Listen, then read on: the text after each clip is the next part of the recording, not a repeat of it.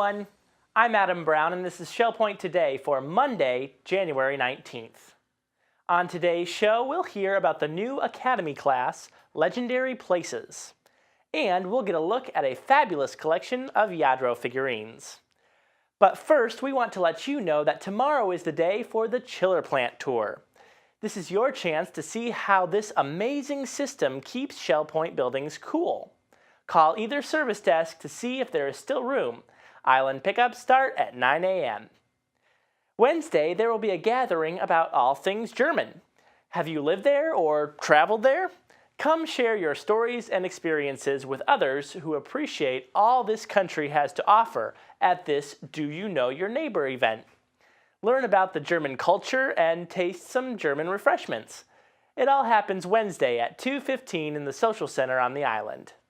Also on Wednesday, Dr. Edward Danahy from Radiology Regional Center will be at the Grand Cypress Room at the Woodlands to talk about revolutionary new advances in prostate cancer detection, localization, and staging that are occurring as a result of new MRI technology. Then Thursday will be the very first meeting of the new Shell Point Aviation Club. If you have an interest in anything aeronautical, you are encouraged to attend this kickoff meeting. This first gathering will feature a panel of residents who will share their experience in various aspects of flying and will answer questions. With this group, the sky is the limit. No, really, it is. It all starts at 1:15 in the Osprey room on the island. One of the great benefits of aviation is that it allows us to visit far-off corners of the globe very quickly. But you don't even have to go to the airport to get a look at some exotic locations. You just have to get to the Shell Point Academy tomorrow for a virtual trip with our favorite history professor, Adrian Kerr. This time around, he'd like to show you some legendary places. Here's a preview. Hi, I'm Terry Kolath. I'm here with my favorite history instructor, and probably yours too, Professor Adrian Kerr.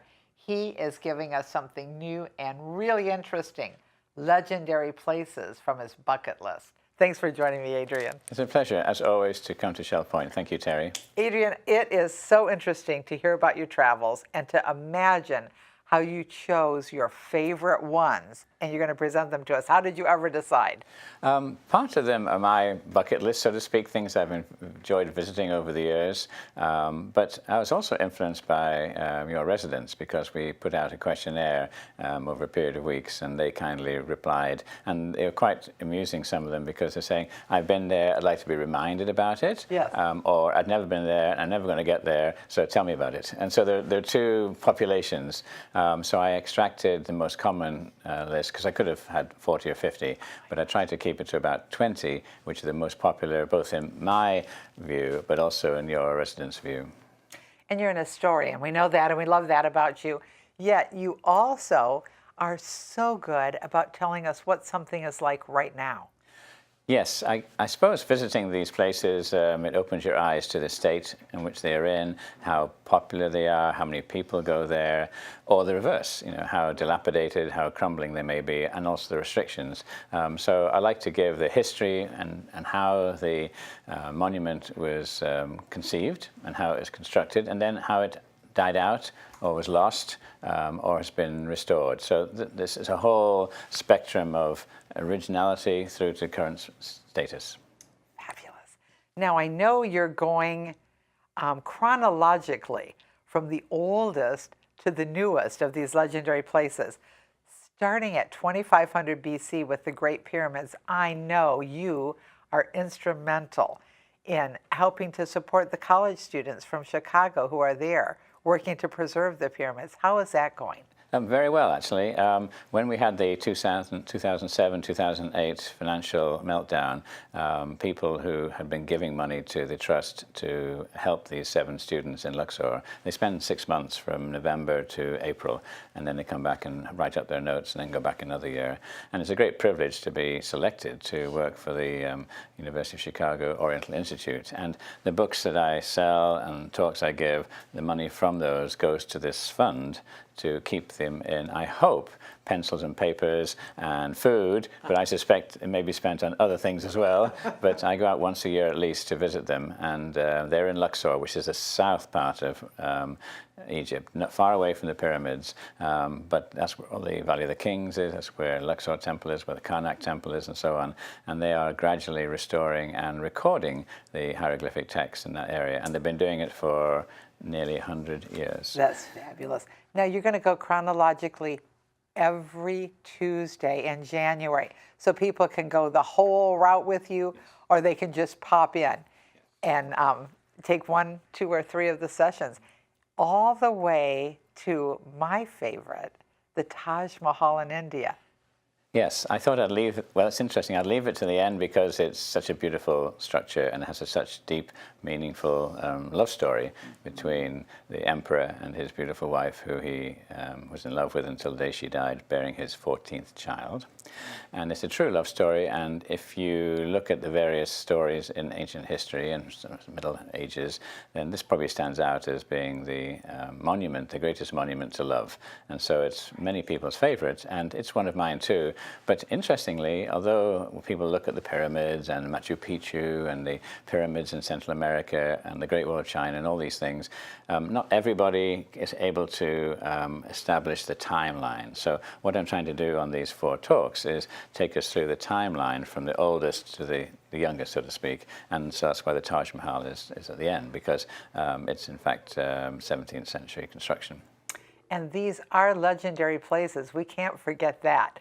So looking at, that's going to tell us a lot about everything, isn't it?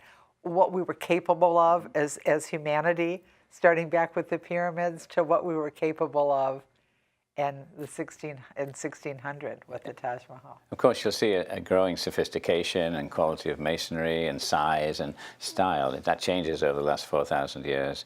But I tried to pick, with the help of your residents, items from each continent. So it's not going to be focused on entirely the Middle East or India. It covers all continents and many of the great places that people like to visit.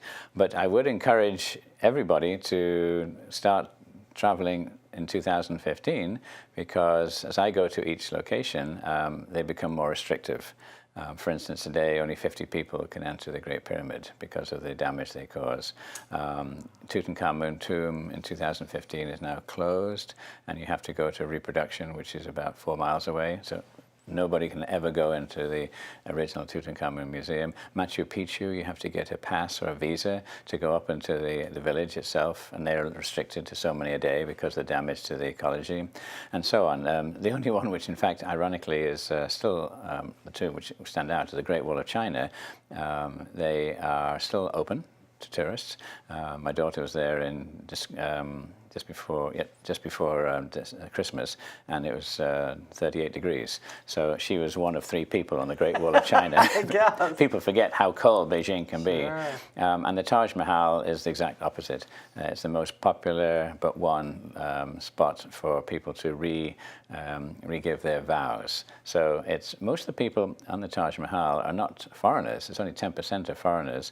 Most of them are Indians. And although it's an Islamic monument built during the Mughal Empire, the people who go today are Hindu. So I like it because you can sit there from dawn to dusk and you can see this mixing of the 2 rivers, the Hindu people there today with some Islamic people, and of course in an Islamic structure. So they are able to push out of their minds the fact that they're visiting a Islamic structure, and they see it as a beautiful building, and that's a hope for humanity. Very much is. Thank you. I hope you don't miss any of these Tuesday opportunities in January to spend some time with Professor Adrian Kerr with his legendary places many of you have requested. Dave and Mary Fountain got to some legendary places during the years of Dave's military career. One of the places they lived was Spain. And as it happens, there are some wonderful things to see and to collect in Spain. They gave us a look at some of their treasured mementos.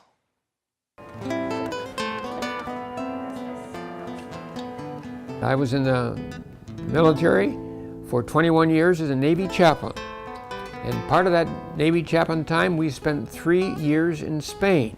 Well, I do not speak Spanish, But Mary speaks Spanish and I do not, so it was Dave the driver and Mary the mouth, and that got us around Spain royally for 3 years, from 1980 to 1983. We were stationed at our naval base at Rota, which is the only naval base that the Navy has in Spain. While we were there, I was able to work in the duck shop 1 day a week. That was, I don't know how it got that name, but Ramon, the proprietor, named it, and he collected junk and antiques and brought them in. And I would say, Ramon, why did you bring that trash? It's never going to sell. And he'd say, you just wait, Maria. There's something for everybody. Somebody's going to buy this. Ramon would bring in boxes of tiles that they made of several of the paintings in the museum in Sevilla, the Prado. And these are 2 reproductions of that. They're on ceramic tile, and that's the Waterman of Seville, and then the fruit seller's children over there.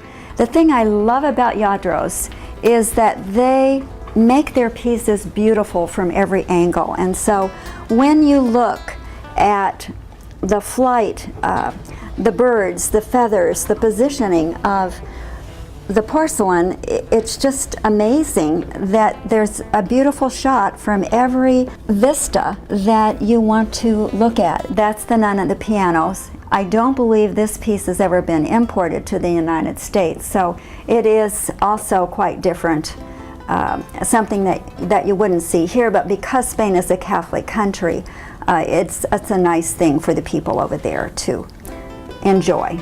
This is a little girl with a pan of snails for the ducks to be feeding on, which I thought was neat. And then behind her is a little girl with a lamb.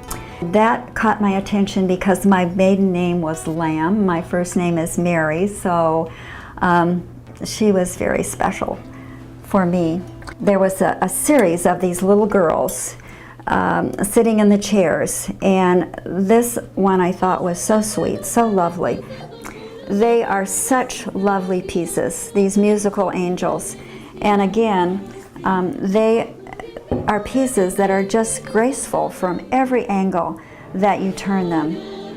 Really beautifully constructed and made as you watch each piece that is so beautifully portrayed in this figurine. The embroidery lady, and she is a very popular piece, and she is a lovely, lovely piece to show the embroidery. The detail on her is magnificent. And again, she's sitting in the ladder back chair, and every angle is just so nice. Even the back with her braid and the ties on her apron coming down. These are 2 angels. When you look at this piece, the traditional insignia for Lladró is missing. That denotes that it's a second. On this piece over here, the other angel, that angel is a first, and you see that that insignia is intact, and so that tells you that that's a first, or the top quality of the Lladró. Another Lladró that is in the matte finish, and some people prefer that to the traditional, and so we bought her again with a bird because we wanted an example of that type of work that Lladró does. From literature, you know about Don Quixote and his partner Sancho Panza, and so there are 2 wooden figurines from that story. This piece right here, Ramon sold the old Singer sewing machine treadle bottoms, and then you could have a piece of wood or a piece of marble cut to go on the top to make a table for yourself. And when we moved into our apartment in Spain, the only thing there was a sink and a light bulb from the ceiling. We had to come up with all the other furniture. So while we were there, this was the microwave holder, and I went out to the marble shop and picked out a piece of marble. We have a scale that was from the duck shop, and it weighs kilos and half kilos. and one of the fans, of course, that they use in the flamenco dancing. So that is a nice memento of our time there. In Toledo, outside of Madrid, they do the gold inlay work. And this is a piece of Toledo work that I think is very beautiful. Just the detail is lovely. Also at that area, they make excellent scissors. And outside the cathedral there, they had several little stalls or shops where you could buy these. And these scissors are just excellent. Some of the best pottery is the Porticelli. And this blue platter and this pitcher were given to us by our chapel when we left.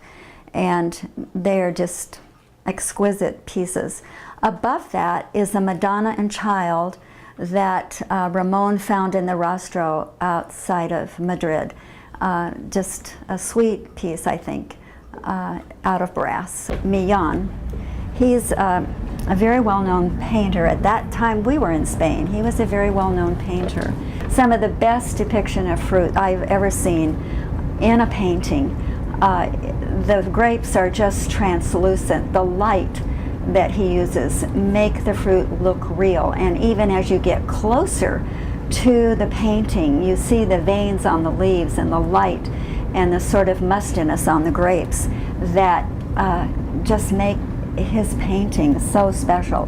This is a coat rack that came into Ramon's shop. We've been able to push it into almost every place that we've lived, and it certainly is very handy as we're living here in this apartment, as we put coats and bags we're taking out and everything on it. So that's been a nice piece to have that's very usable. While we were there, cathedrals in Seville were selling their music books. They didn't have the printed word then, and so the choir people sang from these music sheets, and they would display them on these elegant stands and then turn the pages as the people sang. And we had no idea what they said until we moved to Shell Point, and Ivan and Ellie Watts were able to translate them for us. Number one, these sheets were made in November, or corrected by the Master of Forms of Music in November 9th, 1600. And right here it says Gregorian chants around 1600, Seville, Spain. And the translation for this is, "He will make all things new through his blood. Alleluia. Things below will be as things above." And then if you turn it around, we had it double framed. And on the back it says, "He is the Lord, and his glory will be seen by you." And the translation on this music sheet, "Behold, the mighty prophet will come and point us to your righteousness," is the translation on that. And one of the reasons we like this music sheet is because it has a correction made by the Master of Forms of Music, which has a signature in the back of the book that he went through and corrected that book in November. I think it's November 9th of 1600. So we thought it was extra interesting, or had a point of extra interest to have that on there. Each of these sheets needed to be double framed because there was beauty and meaning on both sides of the paper. Our plaque on the wall here, "Dios bendiga cada rincón de esta casa," God bless every corner of this house. And we've carried that with us.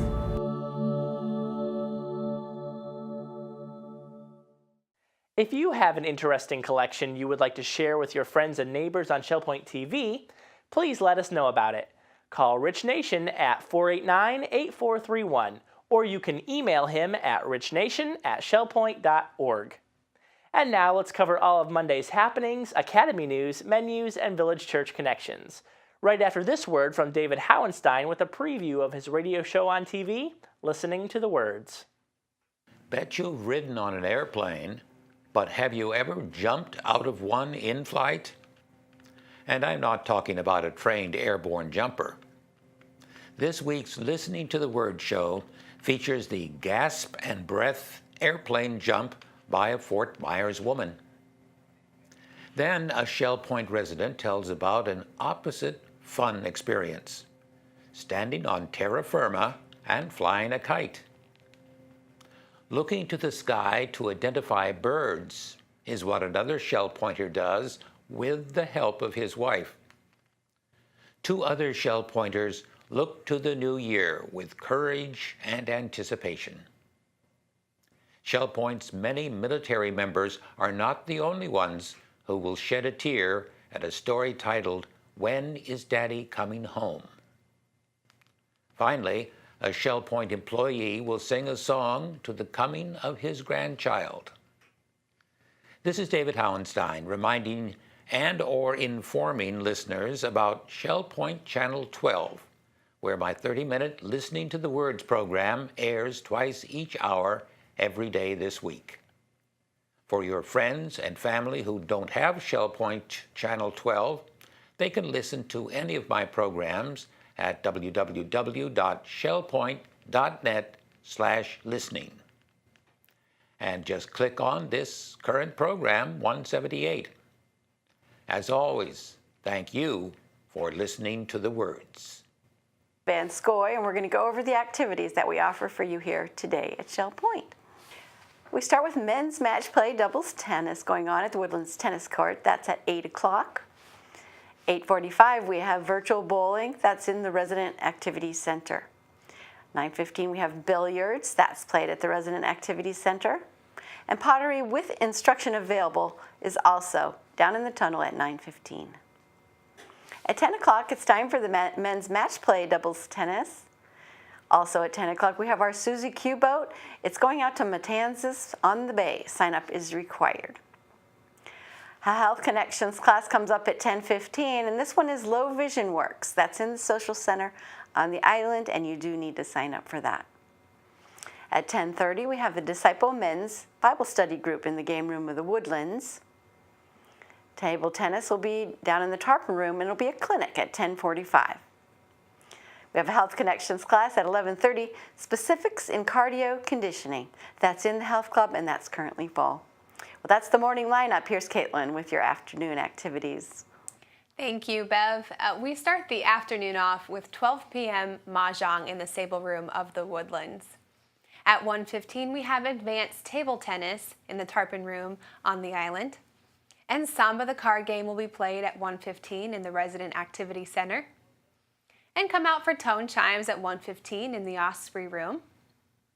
The model train room will be open from 1:30 to 3:30 today for tours, so check that out.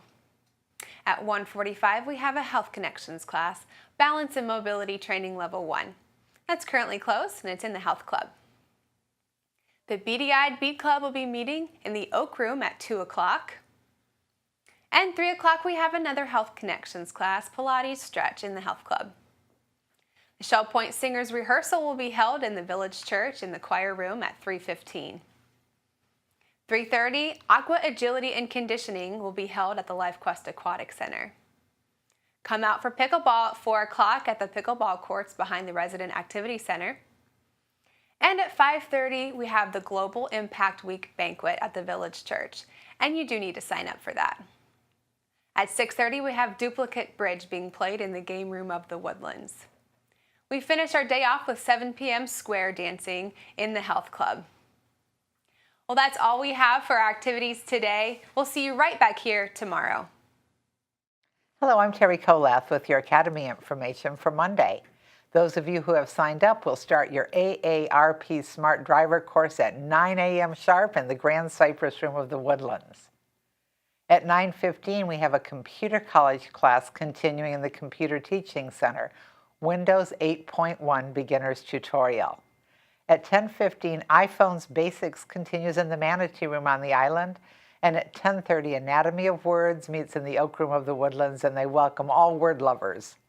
At 1:15, Fun on the Internet will take place in the Computer Teaching Center on the island. Please sign up at either service desk.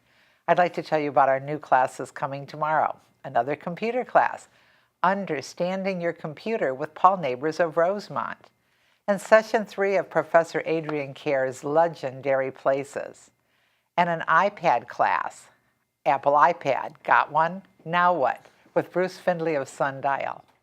Menus for Monday, January 19th. In the Crystal, the platter is chicken parmesan with ziti and spinach. For dinner, it's Old Home Cooking Night for $11.95. The soup is Senate Bean. In the Island Cafe, for lunch it's New Orleans Burger with onion rings for $7.25.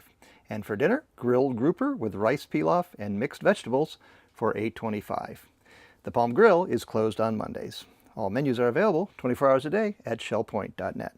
Hi, welcome to Village Church Connections. I'm Andy Hawkins, the senior pastor of the Village Church. I'm here with Glenda Stephenson, who's our church administrator, but also the chairman of our missions committee, in which we have launched, haven't we, Glenda, into Global Impact Week. We have, and we've gotten off to a great start. I really have appreciated John Stumbo and his ministry. Absolutely. Always do. Yeah, and it's a highlight week for me. I don't know if it is for you, but I think in a church like ours, which really wants to be connected with every part of the globe, Global Impact Week has always been my favorite week of the year, and it's no different this time. Well, tell us a little bit about the week. Obviously, we're off to a great start, but we have an entire week of activities that we're looking forward to. So what's happening this evening, and what are some of the other things taking place during the rest of the week? Well, John Stumbo kicked things off for us yesterday, and he is still here today, and I'm so thrilled about that. Tonight is our banquet. We look forward to that. We plan for that. It's a wonderful time together as we share a meal together, a very nice meal, I might add.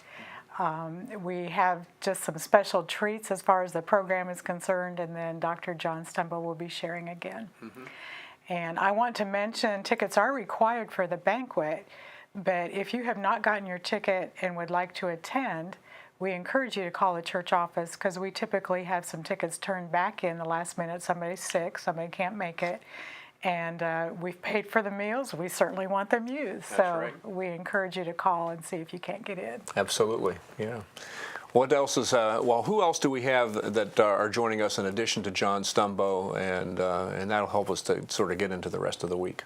We have 2 international workers coming. One of them is from Indonesia. The other is from West Africa. Both of them have had interesting ministries, and they will be sharing throughout the course of the week. We will hear primarily about Indonesia Tuesday night, primarily about West Africa on Wednesday night. I should mention on Wednesday morning, our women's ministries are sponsoring their global outreach, which is open to both men and women, and we will be hearing about Indonesia on that morning. I'm always excited about our Friday night service. It's a creative service. We really try to explore our theme, which is the joy of access. And so that service is at 7:15. Friday morning in the Grand Cypress room, we have what we call a fellowship coffee. All of our workers are involved with that. It's an opportunity to ask questions and just a little bit more intimate, informal setting. And then our final Sunday, our own missionary in residence, Janice Quinlan, will be sharing Sunday morning, and Sunday night, our international worker from West Africa. So there's still a lot to come. We're off to a great start, but I'm excited about what's still to come. Absolutely. And so we hope that you join us this week for Global Impact Week here at the Village Church, and we trust that we'll see you soon. We're glad you joined us for today's show. Tune in tomorrow when Melody Desolé will bring us a word about the art show. And Debbie Melkai will preview an academy class about scrapbooking. Until then, this is Shell Point Today for Monday, January 19th. I'm Adam Brown, and for all of us here at Shell Point TV, we hope you have a great day, and we'll see you back here tomorrow.